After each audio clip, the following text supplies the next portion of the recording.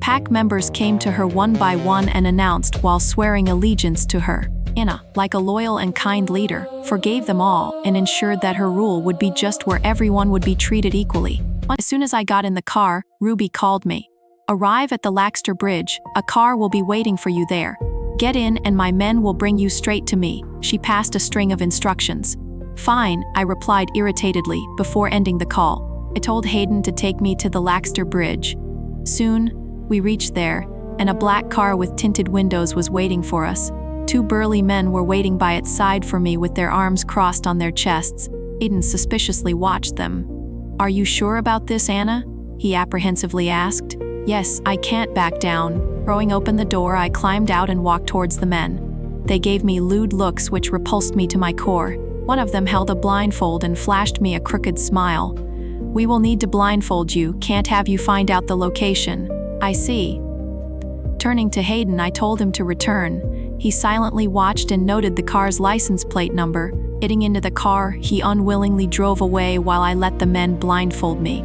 They shoved me inside the back of the car and I sat near the window, letting my other senses get attuned to my surroundings. Soon the car rolled out and began to move. It was heading north, so I began to recall what lay in the north of the Howler City. The traffic noise determined we were moving through the busy streets of the city. Soon, the car halted and the noises lessened. The air pressure had dropped, meaning we were somewhere underground. Car door opened and they dragged me out by my arm. I complied as both of them took me along. We halted for a few seconds and I heard a ding of the elevator. It meant we were in a hotel. Soon we entered it and headed upwards. All my senses were on high alert. What were we doing in a hotel? Was she meeting me here instead of her pack? Once the elevator came to a halt, they pulled me out and we began to walk. Soon, we stopped, and I heard the opening of a door. I was shoved inside, which most probably was a room. I stumbled but steadied myself. Expecting to see Ruby, I wrenched my blindfold off, only to find a lecherous bald man staring back at me with lust dancing in his eyes. "What a sight for sore eyes," he lewdly said, almost making me gag. His tongue forked out and licked his lower lip. I let out a sigh of disappointment. Leave it to Ruby to remain so predictable. That woman will never learn. I still asked, "Where is Ruby?" I was supposed to meet her. The ugly bald guy in front and the one who had brought me to the room, standing behind me, began to laugh hysterically as if I had cracked the joke of the century. "It's us, baby. We are here to give you pleasures you can only dream about." The man behind me leaned too close to my liking and whispered in my ear. Bad move to piss me off. I swiftly moved my elbow and it connected with his windpipe. He stumbled back, clutching his throat and began to gag, falling on the floor. I instantly turned and landed another kick with my hard combat boots in his stomach. He curled up in pain, squealing like a pig. My eyes blazed with rage as I turned and centered them on the bald man now. He was watching me with a stupid expression. "You want to play? Let's play." I cracked my neck and kicked him square in the chest. He fell backwards, and soon I was onto him, kicking his face and then landing a neat kick on his shameful tender root. He whimpered in pain, but I had no mercy in my heart. He tried to punch my leg, but I was too quick for him and stomped on his hand with my boot while the other one I placed on his face and pressed down. "Show mercy. We didn't ow," he begged. But I had no remorse putting men like him in their place. "Listen here, you dimwit, and listen carefully. You try this with any other woman and I will come for you and skin you alive. Now go back to your employee and tell her I am coming for her and I won't show any mercy." I kicked him one last time and stepped away. The skin from his face had peeled and he was clutching that shameful tender root after I had repeatedly kicked it. My chest heaved and fell in anger and disappointment. Leaving those two there, I exited the room and called Asher. As the bell rang, I checked the hotel's name on the main wall. As soon as Asher picked up the call, I informed him to come pick me up. "I am already on my way. We saw what happened. Don't worry, we are coming for you." Asher reassured me as I cut the call. Asher and Oliver arrived soon. The car halted near me and the door opened. A very worried Oliver ran out and clung to me. "Mom, are you all right?" he asked with teary eyes. "I'm fine, baby. Let's go home." Asher held the door open for me, and I slid inside with Oliver. Asher took the driving wheel and we headed home. It was always a gamble, but that woman can't fall lower than this. Asher seethed out. I am going to teach her a lesson, I replied with my anger spiking. Getting hold of my cell phone, I called her. As soon as she picked up, I bellowed. I left your gifts in that room. Go get them, but remember, Ruby, I am going to pluck every hair from your pretty head. You will be sorry you ever crossed paths with me. See you at the decision-making meeting tomorrow, Anna, she dragged out and cut the call. The decision-making meeting for the Carroll Industries was being held today. Dressed up in a moss green silk blouse with a tie in front and a pencil skirt with high heels, I was ready to take everyone on. Today was the day the vote for the next CEO of Carroll Industries would be cast, and although quite a few members of my pack had sworn allegiance to me, it still could go in the favor of either Ruby or me. Are you sure about doing this alone? Asher asked as he parked the car in the underground parking lot and faced me with deep concerns lining his ruggedly handsome face. Yes, I will meet you after. This is my fight.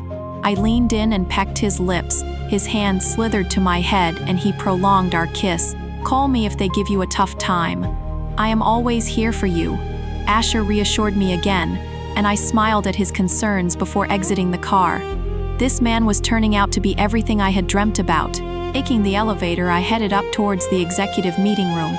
Arriving there, I confidently threw the door open and walked inside with my spine straight and head held high. My heels clicked on the marble floor and everyone turned to watch me. All board members were present, sitting around the oval white marble table. All eyes were on me and I saw Ruby snicker from her chair. Even Kyle was present with a sickeningly sweet smile and spoke in a gentle tone. Welcome, Anna. We were expecting you. Please, take a seat. He pointed towards the chair allocated for me. I ignored him and was about to settle when I noticed the chair was rather dirty, covered in filth.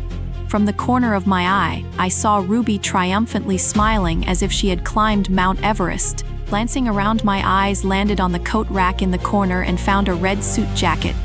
Ruby was adorned in red suit pants and a white shirt, which meant this jacket was hers. Swiftly walking to the hanger, I took off her jacket and threw it on the seat and elegantly perched myself on it. That victorious smile vanished from her lips, and they curled up in a sneer as she barked like a bitch. Don't cause trouble at the meeting, act professionally here, this is not a playground. I ignored her and steepled my hands in front. Let's proceed. I am here with the proposal that the Carroll Industries CEO should be someone who is directly related to John Carroll. Being his daughter, I am the right person for this position. Everyone around the table listened attentively. 5 of them were from my pack, while the other 5 had been replaced by Shadow Howl pack members and were brought in just for this moment. Ruby was quick to interject. The vote will determine who will be the next CEO of Carroll Industries. Since she had 5 members of her pack on her side, plus Kyla and her own vote, she was very determined and sure that the tide would turn in her direction. We will see about that after the vote, I answered sternly. The odds didn't seem to be in my favor, and I wished to wipe that smug smile off her stupid face. Let's begin. All of you have been given 2 cards, one with Ruby's name and the other with Anna's name. Just raise the card for whom you wish to vote. Kyle instructed, and all the board members nodded. The voting began, and to my surprise, all the members of my pack voted for me. Then my eyes fell on Kyle's card and I saw him holding the one with my name on it. My eyes narrowed at him, but he arrogantly smiled at me. 5 out of 4 members of Ruby's pack voted for Ruby while 1 abstained from voting, leaving me stunned. That would have been the game changer, but Kyle chose to cast his vote in my favor too. Ruby was beyond furious when her eyes landed on Kyle's card and she sent a murderous glance in my direction. Her mouth opened like a banshee, but she couldn't scream like one, or Kyle would throw her out. I didn't understand what games Kyle was playing though. Wasn't he supposed to vote for his beloved Ruby? She was his pack member after all. All results are in, and counting the votes, I would like to announce that Anna Carroll is the new CEO of Carroll Industries. Welcome to the company, Anna, Kyle triumphantly announced, and the board members broke into applause. All my pack members approached me and congratulated me. I shook hands with them and thanked them for their cooperation. Ruby watched me with hatred blazing in her eyes. If looks could kill, she would have burnt me by now. Thank you, everyone. I appreciate all of you putting your trust in me. I will ensure that we can work together to take the company to new heights. I addressed them, and more applause followed. Kyle took that moment to lean in and whispered in my ear, "I hope you liked my little gift, Anna. Can't wait to collaborate with you more." Anna felt insulted by Kyle's words. This was something she had wished to do on her own, and yet Kyle had ruined her moment. She never wished the company to be handed to her by the enemy. She wished to fight for it. His actions had made her look weak, as if she had somehow secretly colluded with him. "I never asked for this gift, Mr. Kyle. From next time onwards, let me handle my affairs," she tried to inform him, as respectfully as possible. Kyle just sardonically smiled and brushed her suggestion off. "It was just a nice gesture for you, and it's not like that, it's the end of the road."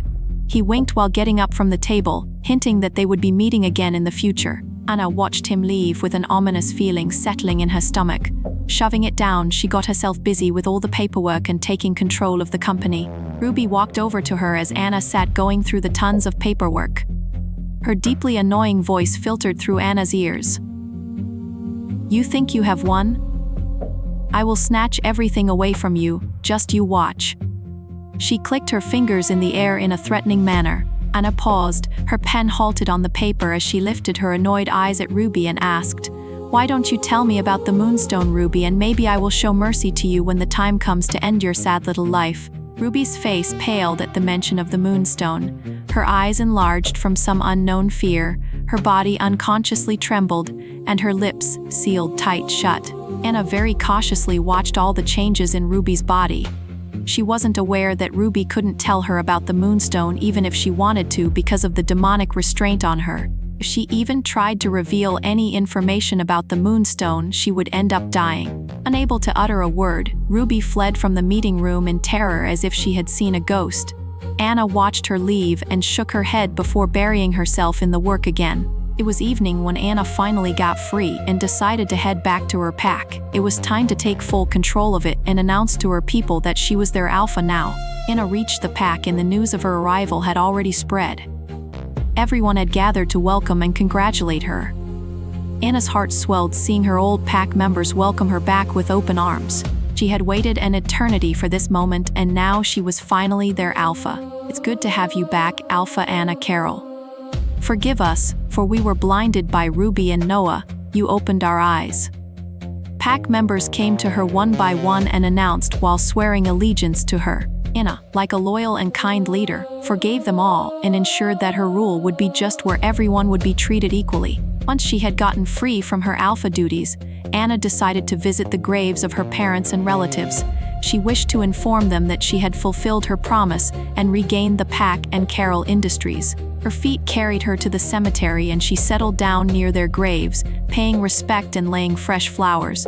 A few prominent pack members followed her and brought more flowers. "Today, I followed in your footsteps, Dad. I resumed the position which was supposed to be mine after yours." Her heart was at peace now. It was no longer burdened with unfulfilled promises. She offered prayers and bowed to her parents before heading back. Her next destination was her room.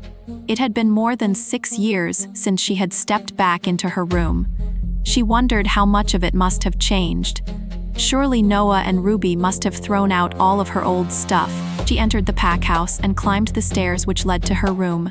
Pausing outside, she took a deep breath just to ready herself at whatever awaited her inside. Holding the doorknob, she slowly turned and creaked the door open. Fumbling with the switch, Anna turned on the light and entered her sanctuary. She was flabbergasted to see her room. It was exactly the same as she had left it. It still smelled like her favorite flowers. Someone must have been keeping them in her room. It was Noah.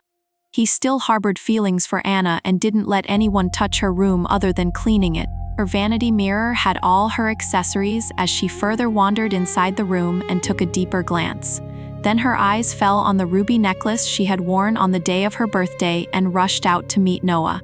The very necklace he gave her, and she had returned on his betrayal. Noah had kept it on her vanity instead of handing it over to Ruby. Anna was utterly surprised but didn't pick it up. She didn't need it anymore. She checked her closet, and all her clothes were still there, hanging inside. Her bed still had her stuffed toys, and her heart panged, seeing the old stuff and memories they held. Nostalgia washed over her. Tired, mentally and emotionally, Anna slumped down on her bed and wistfully watched the ceiling. So much had changed in her life, and yet she was thankful for having a second opportunity. She tried to close her eyes and get some rest, but even though she was tired, her brain refused to sleep. She missed Asher's strong arms and Oliver's hugs. It seemed arduous to sleep alone now. She had become accustomed to them. Anna was still tossing in her bed when her phone rang. Quickly grabbing it, she saw the caller ID and her lips spread in a beautiful smile. It was Asher. Swiping on the screen of her phone, she accepted the call when his husky voice came through. "We are outside the pack. Anna, let us in." And Strand. I let out a small laugh at Asher's words, knowing too well that no one would stop them from entering the pack, considering their status. "You are funny, Asher. I am coming to get you guys," I told him over the phone and jumped out of bed. Rushing over to the main door of the pack, I met Oliver and Asher. I understood he was trying to be respectful of my position and didn't barge in. Instead, he took permission, setting an example for others. I indicated to the guards to open the gates. Oliver rushed to my side as soon as he saw me, and I opened my arms to receive my son. "I missed you." "I missed you too." I gave him a kiss on his cheek. Asher sauntered over behind him with his signature lopsided smile and said, "He wouldn't stay back, so I had to bring him over. I'm glad you guys are here. Come, let me show you around." I guided them forward towards the pack house to show them my room. It was still the same, so it held memories from back then. We headed to my room first. Oliver asked questions every now and then, and I answered. We ascended the stairs and reached my room. I opened the door and let them in. "Wow, your room is so girly. Did it change, or did you in the past 6 years?" Oliver commented as he watched the flashy wallpapers of K-pop bands, pinkish wall paint, and the floor-length vanity with a personal jewelry collection. I laughed out loud and answered, "Nostalgia washed over me again. How carefree I used to be." I did. "The room is the same as I had left it. At least they didn't touch your room. I would say I am surprised, knowing the kind of snake Ruby is," Asher chimed in, picking up a very gaudy ring with gemstones and twirling it on his finger. "Yeah, I am glad they kept something the same. You like jewelry? I will get you a lot of it," Oliver commented, observing the one his father held. "It seems like a lifetime away when I used to love it. Now my priorities have changed. Come, I will show you guys the gardens." I couldn't believe I used to be a girl who was all about jewelry and gowns. Now they were just a commodity. Oliver ran in front of us while Asher fell in step with me and slowly said in a loving tone, "You shouldn't give up on stuff you used to love. I understand how hard life has been, but it's back on track. So wear all the jewelry you love, Anna. I will get you whatever you desire." I was touched by his sentiment and turned to him. Leaning in, I placed a small kiss on his cheek, making sure Oliver wasn't looking. Asher's cheek flushed red under my touch. "You are looking for trouble, Anna. I will repay this kiss tenfold." He drew near and seductively whispered into my ear. I let out a small laugh and picked up my pace to catch up with Oliver. Turning back, I gave Asher a wink. He grinned in mischief. We arrived in the gardens, and I showed them the places where I used to play. It had changed drastically now. The flowering bushes and plants were those which Ruby adored, and not the ones which my father and I had planted. Moving further along, we arrived near the training grounds. "Here, I used to train every morning." I pointed to the ground. It was dark now, and only a few lights were on. "Seems like it will need changes. The condition is quite dilapidated," Asher commented, and I agreed. A lot had been neglected by Noah and Ruby. We were still discussing the changes needed for the training ground when we heard the faint crying voice of a child. Oliver moved faster than us, and soon we discovered a little girl a few years older than him. She was crying, rubbing her eyes with her hands. Oliver was quick to wrap his arms around her and provide comfort. I quickly bent down on my knees and took her hands in mine. Her hands were bruised, and so was her face. Anger surged through me. Judging by her scent, I knew the child was an Omega. What happened? Oliver questioned, seeming shocked at her condition, and wiped her tears. They beat me up for not working properly in the kitchen, she cried out. And Asher let out an angry growl and asked.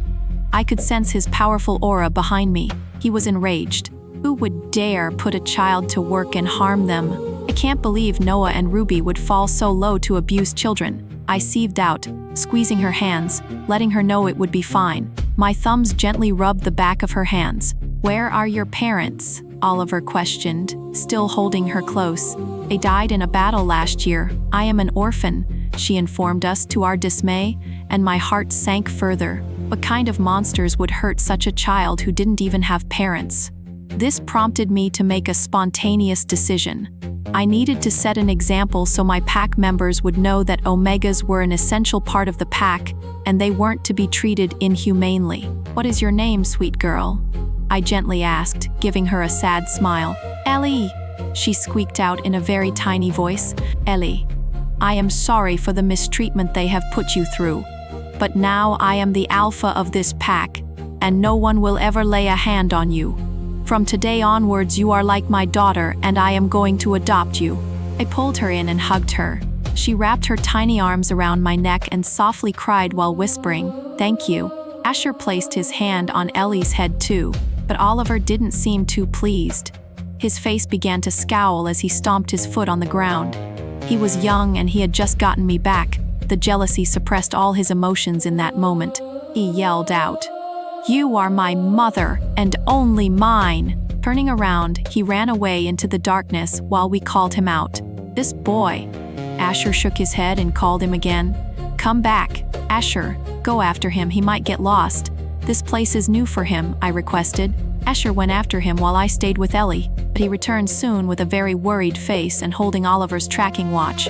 "Anna, I can't find him anywhere. It's like he has disappeared," he solemnly said, and my heart almost stopped beating as I cried out in desperation, "Oliver." My worst nightmare seemed to have come true. I got no response from Oliver. He was nowhere to be found. How could he just disappear in mere seconds? Did someone kidnap him? No, we have to find him, Asher. I slumped to the ground, but Asher's strong arms caught and steadied me. His worried and angered face said it all. Tears welled up in my eyes as I took Oliver's watch from Asher and hugged it close to my chest. His innocent face and beautiful smile continually flashed in front of my eyes. Ellie's small hand squeezed my arm, trying to console me as Asher guided me forward. "I know, Anna. We will find him. Our son is strong. Have faith. Besides, kidnappers must have an agenda for taking Oliver. Everyone knows who he is. They wouldn't harm him," Asher tried to reassure me. I knew he was just trying to put a bold front, and inside he was as disturbed by this event as I was. But his words made sense, and I found a little solace in them. It's Ruby's doing, I know it, but she wouldn't have gotten far, and she can't be alone in this deed. I sense a traitor amongst my pack members because of how quickly Oliver was taken. He must be watching us, waiting for the right opportunity, I hurriedly told Asher, and he nodded with his jaw set in granite. Blaze was peeking through his eyes, desperate to find our child. I mind-linked all my pack members and patrol guards while making the announcement. "Prince Oliver is missing. Find him and tighten the security. Whoever took him couldn't have taken him far, and it's most likely Ruby. So keep your senses sharp and look out for her." Everyone set out to find Oliver. Some of the warriors shifted in their wolf forms and set out to track his scent from the ground where he had gone missing. I told Ellie to wait in my room and not to come out unless I came to fetch her. She nodded. Her shoulders were stooped low with worries. Leaving her there, we went downstairs again. Asher and I searched frantically. Our pack lands were vast, but I was determined to search every inch to find my child. Another thought crossed my mind, and I was quick to inform Asher about it. It's Shadow Howl's doing. They are always present on our territory because of the proximity, and they know if Oliver disappeared on my lands, you would be furious. Hence, a rift will form between us. They would swoop in with Oliver, acting as his rescuers, and incur favors with you. Kyle is the kind of man to do just that. Asher rubbed his stubbled chin in worried successions as our feet rapidly moved on the hard ground. You are right, Anna. This makes sense. No one else is as desperate as them, but they yet don't know Oliver is your son, and I have chosen you as my mate. Let's make his disappearance public, so if anyone sees him, they can inform us. I nodded my approval. Asher extracted his phone and called Hayden, informing him what had happened, and telling him to spread the news to every news channel and media outlet. After ending the call, we arrived at the border patrol, but there was no sign of Oliver, nor had anyone seen him. Noah's beta, Edward, joined us too, seeming extremely worried. There have been no sightings of Prince Oliver, but every guard and warrior is looking. We should make parties and spread out so we can search a wider area, he advised, handing me a high-quality torchlight. Yes, let's do this, I replied with a heavy heart and set to task. We formed 5 different teams. One under me, Asher was given the charge of the second, another under Edward, and 2 more under the supervision of other high-ranking warriors. We set off. My heart ached and bled as every second spent without my child was excruciatingly painful. If it was possible, I would search every grain of sand to find my baby boy. The thought that he was smart and a fighter kept me going throughout the night. Everyone took breaks in between for water and food, but the mere thought of putting anything in my mouth repulsed me. As long as my son was missing, I would never be at peace. Oliver! Oliver! I desperately called out into the night while holding my tears at bay, but there was no answer. Dawn broke out, but there was still no sign of Oliver. I was in shambles by that point. Bending forward, I clutched my knees and took deep breaths. Asher returned empty-handed with his search party as well, and came directly towards me with his broad shoulders slumped and his face etched in worries. Anna! He desperately called my name, but I could only shake my head, showing him I failed to find my son. The guilt shackled every limb in my body. I was a bad mother who lost her child and was now unable to find him. Come, you should take a break. Asher gently wrapped his arms around my waist and led me forward towards the pack house. No, we should keep looking. The whole night has passed. He must be hungry, thirsty, and scared, I lamented. But Asher only rubbed my shoulders and didn't let me go. You will fall ill. You need some rest and sleep, so we can continue, he countered, seeing my wet eyes. Tears were constantly swimming in them. I had just found him and now he is gone. I choked out, too emotional to complete my sentences. We will find him. Don't cry. Asher held me to him. An old Omega female approached us and bowed her head. My apologies for intruding, but there was something I wished to say. She spoke in a terrified voice and kept her eyes low. Go on, I said, wiping away my tears and letting out a sniffle. I saw Ruby near the north side of the pack border a few days ago.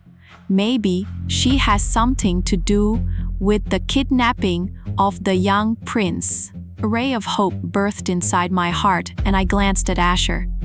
He was deep in thought with this new lead. Let's go and check out that area. We might find some clues, he suggested, and I thanked the older woman. Asher turned to her and asked with a plea. A ray of hope ignited in our hearts hearing this news. Can you take us to the location where you sighted Ruby? Asher asked with a plea. Of course, Alpha King, if you will follow me. The older woman moved ahead and we quickly followed her. She led us to a muddy area near the north border. Here, I saw her hurrying away. The old woman pointed and we rushed to look for any clues. We scanned the area. Asher bent down to inspect closely. He found some messy footprints and beckoned me to his side. Anna, look, someone seemed to have hurriedly passed through here. I lowered myself to see the footprints up close. They seemed to have been made from a long heel because there were holes in the ground along with half footprints, meaning the wearer was a woman with heels. There were a few smaller prints, all muddled up, which made me anxious because they could be Oliver's, but I wasn't sure. Quietly but anxiously, I began to follow the footprints. Asher was right behind me, staying on my tail. My eyes scanned every inch of the dirt, and then they suddenly caught sight of something white, half buried in the mud. My heart skipped a beat. Could it be something belonging to Oliver? "What's that?" I apprehensively pointed, and Asher moved at a lightning pace. He grabbed what seemed like a dirty piece of cloth. His lips flat-lined as he brought it forward and showed it to me. It was a torn handkerchief with an embroidered O on its top. It was something I made for Oliver and gifted it to him. He always kept it with him. Seeing the handkerchief, the ground almost slipped from beneath my feet, and I gasped loudly. The fear of losing my child was so apparent on my face. Why was his handkerchief here and in a torn state? Was he here? Did something happen to him? Could this be planted to lead us astray? So many horrible questions birthed inside my brain that my head swirled and I almost fell to the ground as dizziness washed over me. "Anna." Asher quickly reached out and grabbed me by the waist before I hit the ground. He hugged me to his chest, his hands trying to console me, but there was nothing which would bring me solace in that moment. "Take it easy, Anna. We have to stay strong to find him," he murmured, kissing the top of my head, and I nodded with a sniffle. "Let's split up, Asher, and find our son. Too much time has already been wasted." Asher agreed, and both of us went in opposite directions to cover more ground. We couldn't waste any more time after finding his handkerchief. The old woman went back to the pack house after assisting us. I headed further into the nearby woods which bordered our pack. This could be a perfect hiding spot, and Ruby, by this time, knew the pack well. I tread cautiously and suddenly heard a rustling sound on the tree above me. As I looked up, someone jumped down from the tree and hit my head hard with something heavy. It seemed like a metal rod, for my head whirled in the other direction, and a blinding pain emerged, which made me scream. A gash formed in my head and blood began to ooze out as I fell to the ground. A ringing noise erupted in my ears from being hit with such a force. Everything happened in such a quick succession that I didn't get a chance to defend myself. Ignoring the pain, I collected myself from the ground and extracted my kunai knife, which I always carried but kept concealed in my hand. Turning towards the enemy, I discovered he was a masked figure with a dark green ninja uniform. The way he moved so fast, I understood he was a trained assassin. The black eyes screamed evil as he judged me from head to toe. "Who are you?" I asked, clutching my head. The blood was now seeping into my hair and eyes. I received no answer, but he attacked again. This time I was ready. I plunged the knife deep into his right foot as he tried to kick me. He screamed in pain and hobbled away. Lifting myself off the ground, I kicked him in the back and sent him sprawling. "Where is Oliver?" I screamed at him again, but instead of answering, he extracted the knife from his foot and tried to attack me with it. I dodged and kicked the knife out of his hand while landing a kick on his temple. He fell on the ground and rose quickly, only to run away by trying to shift into an enormous gray wolf. His eyes blazed like the slits of hell as his face began to transform, and I understood he was not a normal wolf, but I wasn't going to let him get away. Extracting my other kunai knife, I aimed for his chest and threw. He was still in the process of transforming when the knife slithered through his chest and pierced his heart. A heart-wrenching growl he let out before slumping to the ground. His frightening eyes closed. I tried to stay awake, but my vision turned bloody from all the rapid blood loss. Dizziness took over me and I fell to the ground. My eyes began to close and I knew I would soon lose consciousness. "Anna!" Sable's voice called me out, and this time, it wasn't faint. I would have screamed in excitement if my head wasn't killing me and my child wasn't missing. I weakly answered, and she surfaced in my head, and my body began to transform into my wolf form. My limbs stretched and bones bent as Sable surfaced after 6 years, so it tremendously ached to the point of making me faint. "The wound is deep, but I will take you to a safe place as near to Asher as possible so he can find you," she murmured to me and began to sprint towards the pack house. Nearing it, we finally collapsed from the excessive blood loss and lost consciousness.